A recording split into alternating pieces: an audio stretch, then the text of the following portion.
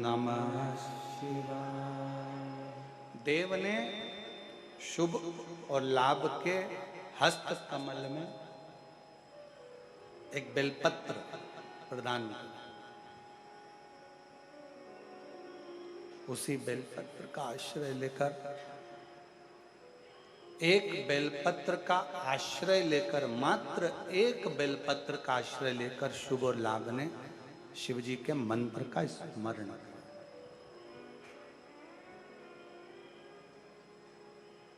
मेरी जीजियों,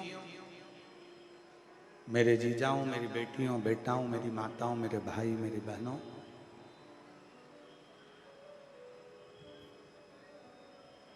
दुनिया में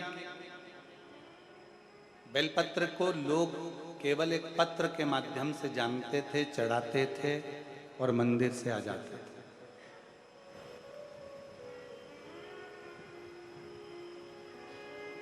आज लोगों को एक बेलपत्र की महत्वता मालूम पड़ी है कि एक बेलपत्र में कितना बल है, एक बेलपत्र में कितना बल है।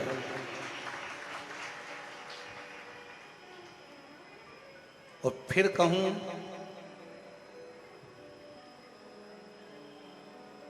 कभी जिंदगी में जब जब कहीं आपको लगता है कि मेरी उलझनें बढ़ रही हैं और उलझनें समाप्त नहीं हो रही हैं, या आपको लगता है कि मुझे बहुत आगे बढ़ना है पर मुझे ऐसा लगता है कि मैं जितने कदम चलता हूं उसके बाद फिर वापस पीछे आकर खड़ा हो जाता हूं, फिर पुनः पीछे आ जाता हूं, आश्रय लीजिए। भले वो तुम्हारे पास में रोज अगर बेलपत्र ना मिले तो शिव जी की चढ़ी हुई बेलपत्र उठा लो, हाथ में उसको रखकर अपनी कामना कर कर बाबा से पंचाक्षर षडाक्षर मंत्र का स्मरण कर कर या श्री शिवाय नमस्तुभ्यम को जप कर बाबा को अपने मन का भाव कहकर उस बेलपत्र के माध्यम से भगवान शिव को अपने हृदय की बात, भगवान शंकर को अपने दिल की बात बाबा देव अधिदेव महादेव से कहो, समर्पित शिव की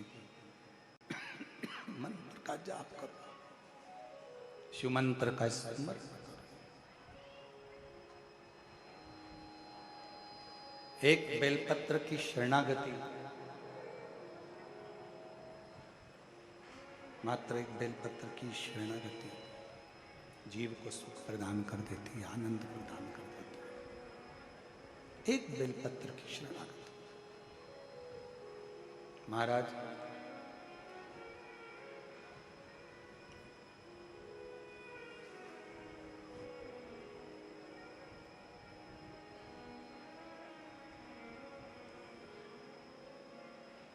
दिल में जब,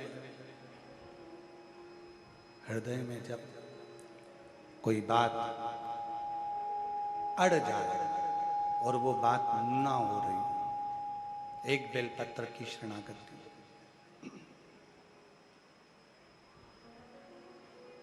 कई लोग कह देते हैं गुरुजी हमने एक दुकान खोली, वो दुकान, वो व्यापार हमारा चल नहीं रहा है, बहुत तकलीफ में चल रहे हैं, बहुत कष्ट में चल रहे हैं। एक व्यापार बंद करा, दूसरा व्यापार चालू करा, दूसरा व्यापार बंद करा, तीसरा व्यापार चालू करा, तीसरा व्यापार बंद करा, चौथा व्यापार चालू करा, उसका कोई फल नहीं मिल रहा। हम निवेदन करेंगे, बेलपत्री के वृक्ष के नीचे की थोड़ी सी मिट्टी में जल चढ़ाकर उस मिट्टी पर अपनी उंगली का लेपन कर कर दुकान पर लेकर आओ, और जब दुकान खोलो तो उस मिट्टी का स्पर्श उस दुकान में होना चाहिए। आप देखेंगे कि धीरे धीरे एक बेलपत्र के वृक्ष के नीचे लक्ष्मी झाड़ू लगाती हैं, उसी बेलपत्र के वृक्ष के नीचे माता लक्ष्मी आराधना करती हैं। जैसे आपकी और हमारी एक क्रम है। क्या क्रम है? हम जब जप करने के लिए बैठते हैं तो थोड़ा सा कचरा को वहां से साफ कर कर बुआरी लगाकर फिर हम उस स्थान पर बैठकर साधना करते हैं, भजन करते हैं। माता लक्ष्मी भी बेलपत्र के वृक्ष के नीचे पहले बुआरी लगाती हैं, बुआरी लगाकर फिर वहां बैठकर साधना करती हैं। अपना आसन, अपनी स्वच्छता, अपना स्मरण अपने हाथों से होना चाहिए। और मेरे भोले तेरी नौकरी सबसे बड़ी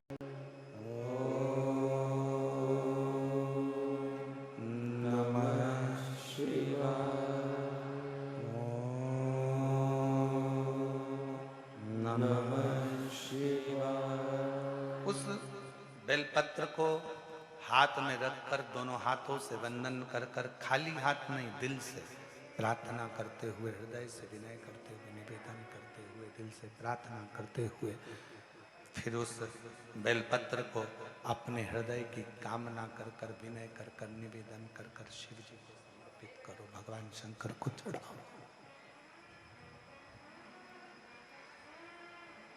फिर भगवान शिव को वो बेलपत्र समर्पित करो, शंकर जी को वो बेलपत्र चढ़ाओ।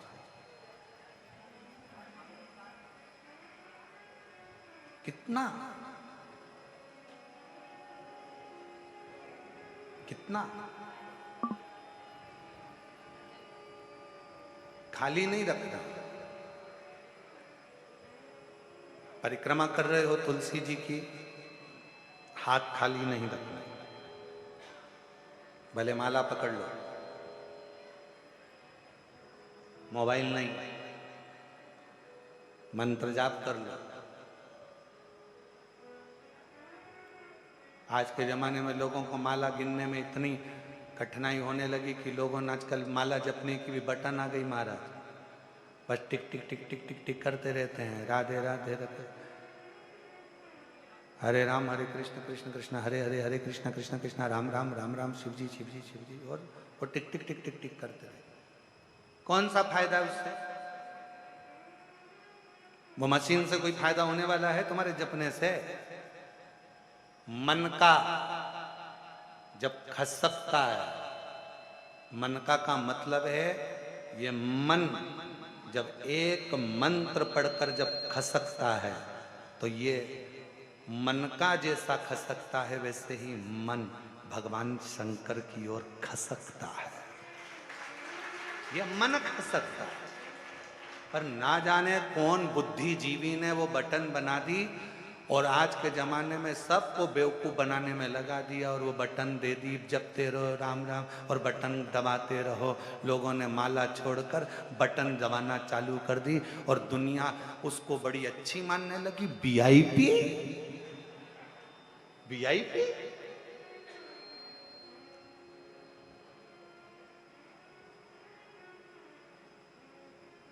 नहीं भाई, माला का एक मन का खसकता है तो मन भी परमात्मा की ओर खसकता है।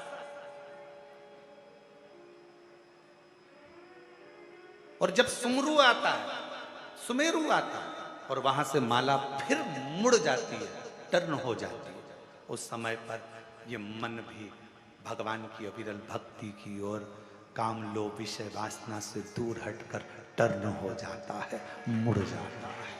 वो मुड़ गया। एक बार पूर्व में अपन ने माला शिव महापुराण की कथा करी है, शायद YouTube पे डली होगी। अगर हो सके जितने लोग आस्था चैनल पर कथा सुन रहे हैं, फेसबुक यूट्यूब पर कथा सुन रहे हैं, उनसे निवेदन एक बार माला शिव महापुराण की कथा को जरूर सुनना। यूट्यूब पे सर्च करना, फ्री टाइम मिले तो थोड़ा सुनना। उसमें माला की महत्वता बताई, तुलसी की माला, हल्दी की माला, कमलगट्टे की माला, पुष्प की माला, वैजंती की माला, रुद्राक्ष की माला, सारी मालाओं का वर्णन उसमें किया गया और किस तरह से माला जपना है और कैसे माला जपना है, उस तक का वर्णन माला शिव महापुराण की कथा में किया गया।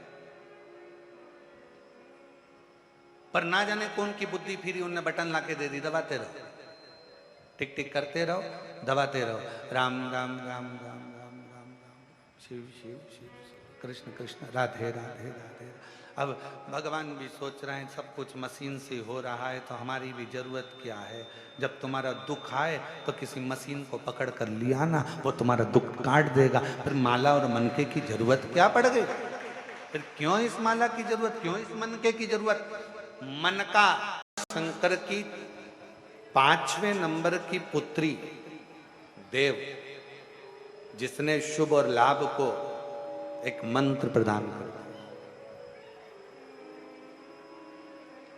शुभ और लाभ को एक मंत्र दिया, और वो मंत्र कोई दूसरा नहीं है। शुभ लाभ को जो मंत्र दिया वही पंचाक्षर मंत्र भगवान शंकर का नमः शिवाय, ओम नमः शिवाय। उस मंत्र को जब शुभ लाभ को प्रदान किया गया, जब मंत्र शुभ लाभ को दिया गया, प्रदान किया गया, उन शुभ लाभ ने वन में निवास कर कर माता रिद्धि सिद्धि को प्रणाम कर कर श्री गणेश जी महाराज को नमन कर कर उस मंत्र का अखंड जाप करना प्रारंभ किया। अखंड जाप। और शिवाय शिवाय शिवाय ओम नमः शिवाय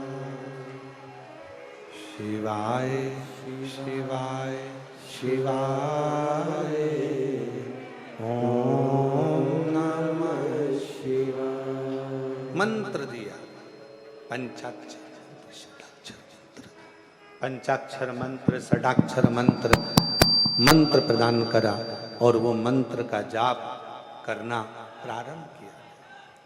उस मंत्र का जाप करना प्रारंभ किया और जैसे ही शुभ लाभ ने मंत्र का स्मरण किया, और कितना सुंदर कहा है, अगर कोई भी मंत्र का आप जाप करें, पहले की माताएं बड़े स्मरण में रहे। हम आप लोगों को एक बात कहना चाहेंगे, बड़े सावधानी से सुनिएगा कि पहले की माताएं जब पीपल की परिक्रमा करती थीं, तुलसी की परिक्रमा करती थीं, बट वृक्ष की परिक्रमा करती थीं, आंवले के वृक्ष की परिक्रमा करती थीं, जब पूर्व की माताएं किसी भी देवी देवता की परिक्रमा करती थीं, किसी देवता की परिक्रमा करती थीं, या किसी वृक्ष की परिक्रमा करती थीं, किसी मंदिर की परिक्रमा करती थीं, या किसी तीर्थ की परिक्रमा करती थीं, तो माताएं अपने हाथ को कभी खाली नहीं रखती। अब आस्था चैनल पर जितनी मेरी माताएं कथा सुन रही हैं, जितनी मेरी जीजियां कथा श्रवण कर रही हैं ऑनलाइन, शिव महापुराण की कथा, शिवपुत्री शिव कथा को जो सुन रही हैं, और यहाँ जो ऑफलाइन आप लोग श्रवण कर रहे हैं, तो आपके भी स्मरण में होगा। किसी किसी माताओं ने अगर देखा हो तो हमको लगता है कि आप में से किसी ना किसी ने देखा होगा कि माताएं जब तुलसी की परिक्रमा करती थी तो हाथ में या तो चावल का दाना रख लेती थी, एक परिक्रमा करके आई डाल दिया, चिरौंजी का दाना रख लेती थी, परिक्रमा करके आई डाल दिया, मूंगफली का दाना रख लेती थी, परिक्रमा करके आई डाल दिया, या कोई मखाना रख लेती थी, बादाम रख लेती थी, किशमिश रख लेती थी, दाग चिरौंजी रख लेती थी, कोई पिण खजूर रख लेती थी, कोई फल रख लेती थी, और घूम के आएगी और डाल देगी। देखा है कि नहीं देखा तुम लोगों ने? जम के तो बोलो, देखा है ना? वो चरित्र पूर्व की जो माताएं, पूर्व की जो मेरी जीजियां जो करते आई हैं, उनको किसने बताया?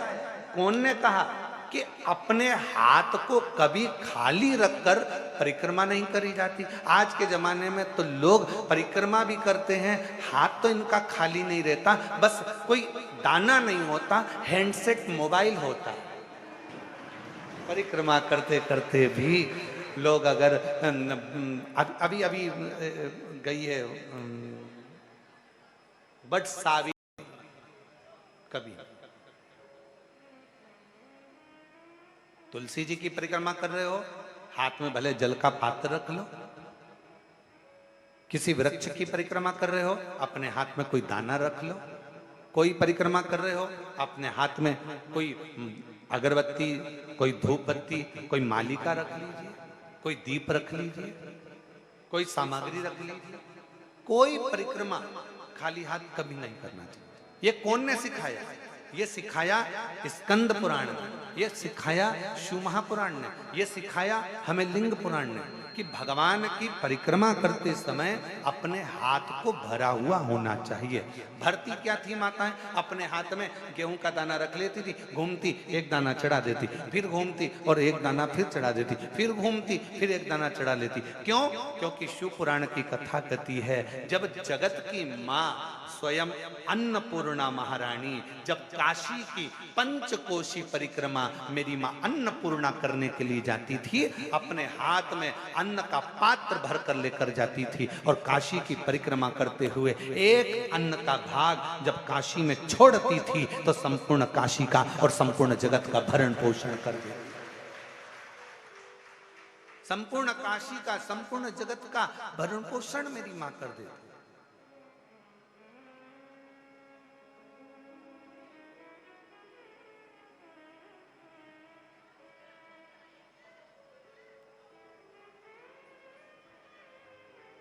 तुलसी कर रहे हो ना?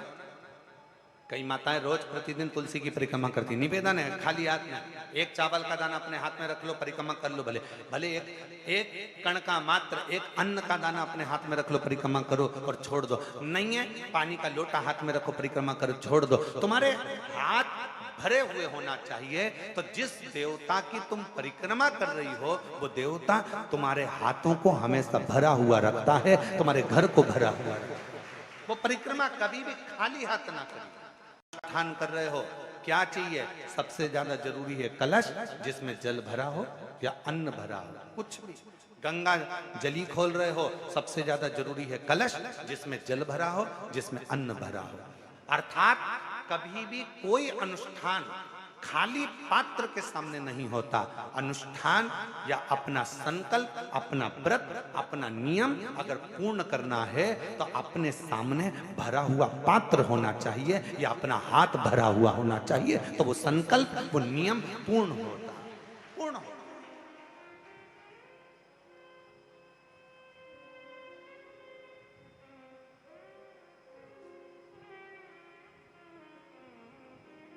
अनुष्ठान कर रहे हो, भरा हुआ पात्र तुम्हारे सामने। राहु का जाप करवाया, भरा हुआ पात्र तुम्हारे सामने। ब्राह्मण सबसे पहले अगर अनुष्ठान करेगा तो सबसे पहला काम एक ही करेगा कि पात्र को भर कर रखे। खाली पात्र के सामने अगर पंच पात्र भी रख रहा है तो उसको भी भर कर रख रहा है, खाली नहीं रखेगा, उस पात्र में जल भर कर रखेगा।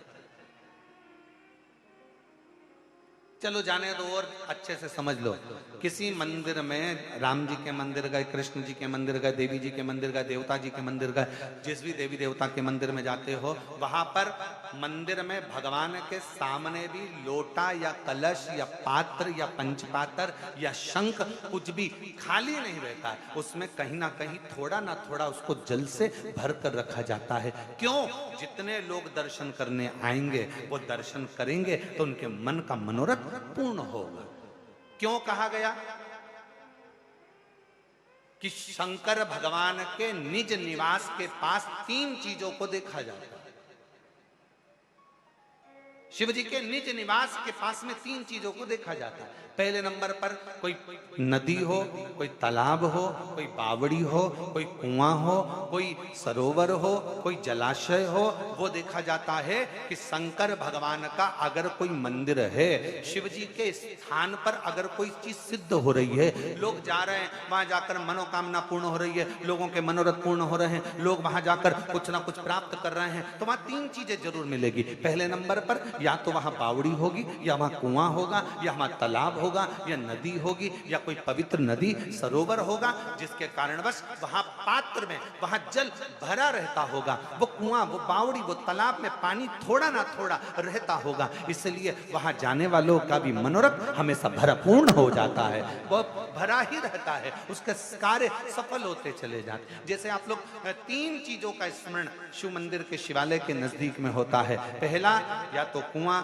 या बावड़ी या तालाब या वापी या सरोवर या नदी या कुंड, कुछ भी पवित्र शिवालय के पास में जरूर होगा। दूसरे नंबर पर शंकर का जहां पवित्र स्थान होता है, जहां शिव जहां पर मूल रूप से स्थापित होता है, वहां शमशान नजदीक में जरूर होता है। वहां शमशान, नजदीक में जिस स्थान पर मंदिर, देवालय, शिवालय जुड़ा हुआ होगा, उस पवित्र स्थान के नजदीक में कहीं ना कहीं शमशान, शंकर की भूमि का एक तेजपुंज नजदीक में विराजमान होगा, नजदीक।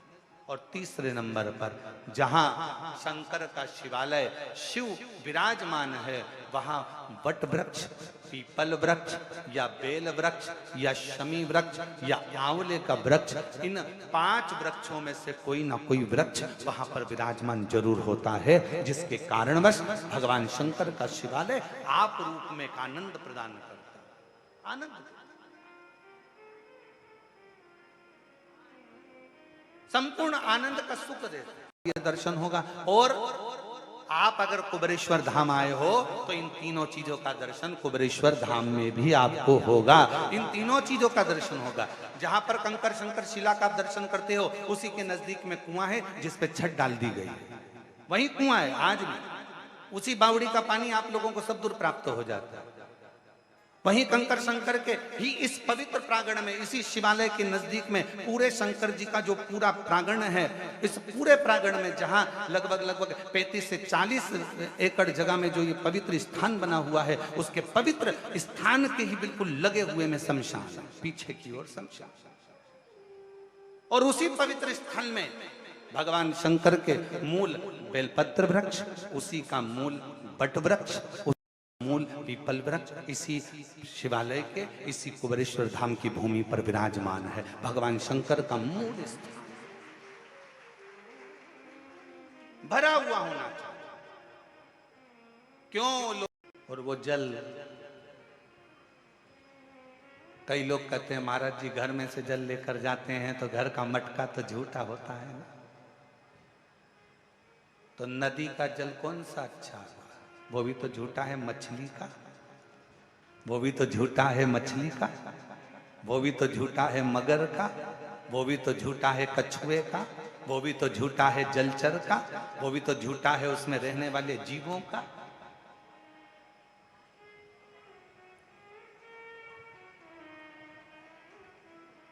तेरी पूजा में जल,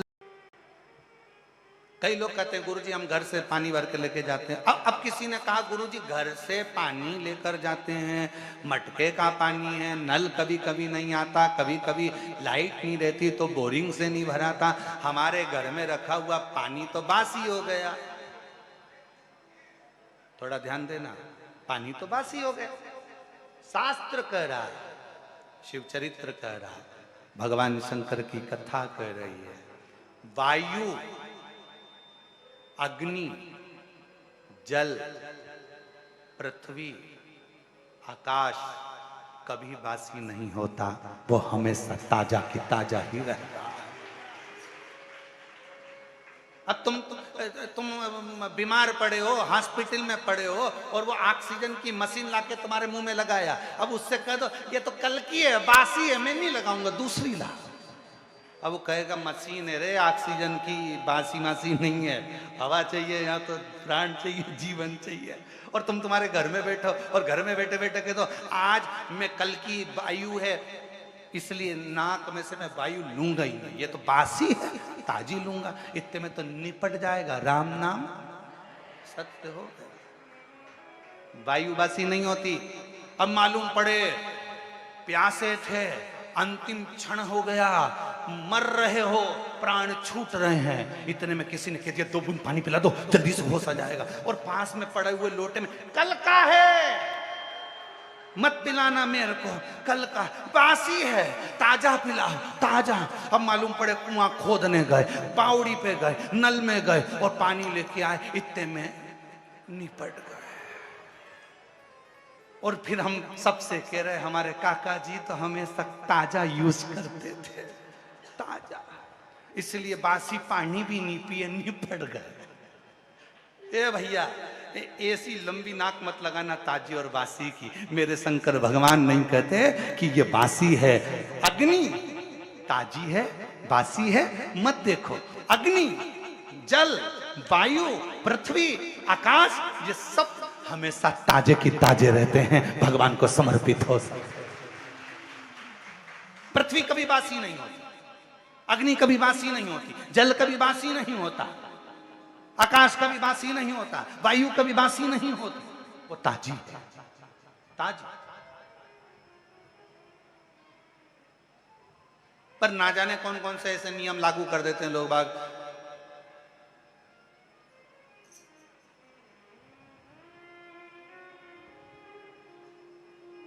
गुरुजी हम रुद्राक्ष लेकर जा रहे हैं,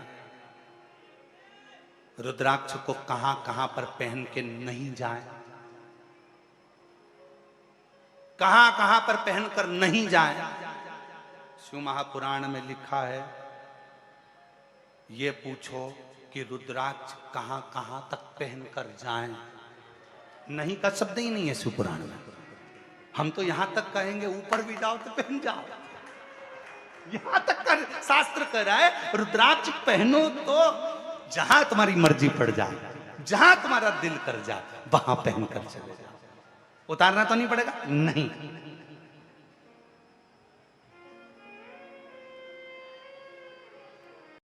कुबेरेश्वर धाम की हम सीवन के नदी का जल लेकर साथ में चलते हैं। एक बार अब की बार वो कावड़ 6 अगस्त को प्रदोष की कावड़ पड़ेगी। सुबह 9 बजे सीवन नदी से चलेंगे, बाबा को कावड़ चढ़ाएंगे। जितने बेटा बेटी एग्जाम दे रहे हैं आप लोगों से निवेदन है, अपनी मेहनत को 4 गुना करो, परिश्रम 4 गुना करो और एक बार बाबा की कावड़ भरने के लिए सीहोर जरूर आओ। बाबा के साथ कावड़ का आनंद लेकर उससे निवेदन विनय प्रार्थना करो, विनय करो, वो सुन दिल से